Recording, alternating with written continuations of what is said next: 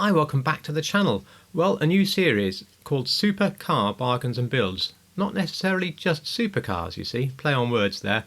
I want to look at cars that aren't very expensive in the game anymore, but provide huge value for your collections, that are nice to drive, and also maybe show you a build you hadn't thought of on that car, so even if you own it, this series still has some value for you. We're going to start today with the Grotti Carbonizzare, and if you're Italian, please let me know how much I butchered that.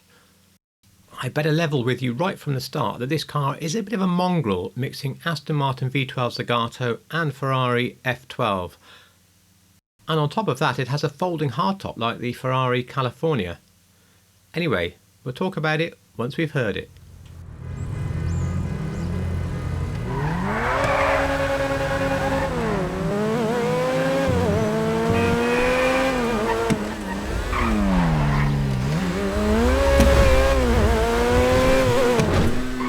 Maybe not as good as the real V12 in the F12 Berlinetta, but hey, it's a nice sound.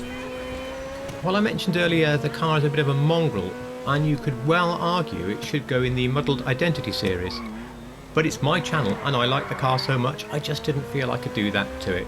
So I have chosen to interpret this as the Ferrari F12, and I've done mine up as Novitec's N-Largo edition.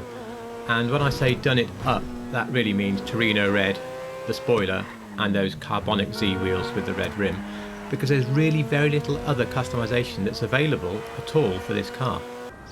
But wow, look at this! It's amazing sometimes what you can just do with paint and wheels.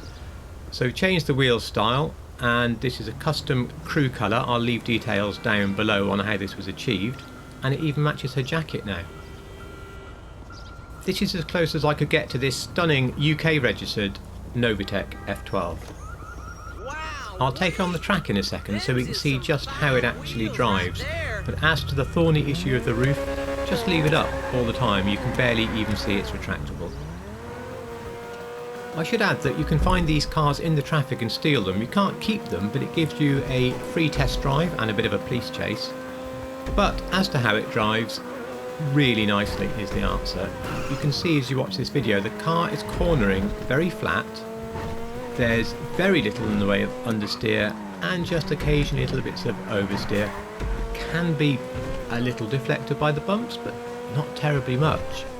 It's got good acceleration and quite a decent top speed.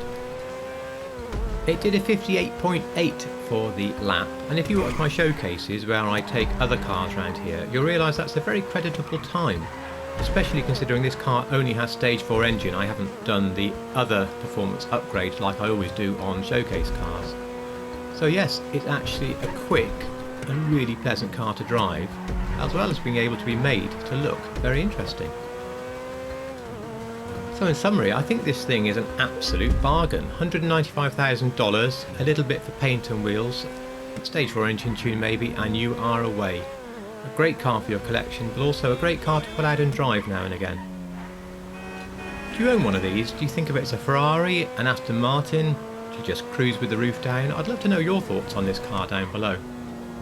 I haven't abandoned the showcase series, but the next two are both halfway through production. They're both triple tests, which is great, but it does mean they've been taking me rather a long time to do. I hope you've enjoyed this, and I would really appreciate a like and a comment below. It costs nothing, helps me out. And of course, if you're not subscribed and you think you're going to like more of this stuff, please consider that as well. Otherwise, and as always, I thank you so much for watching.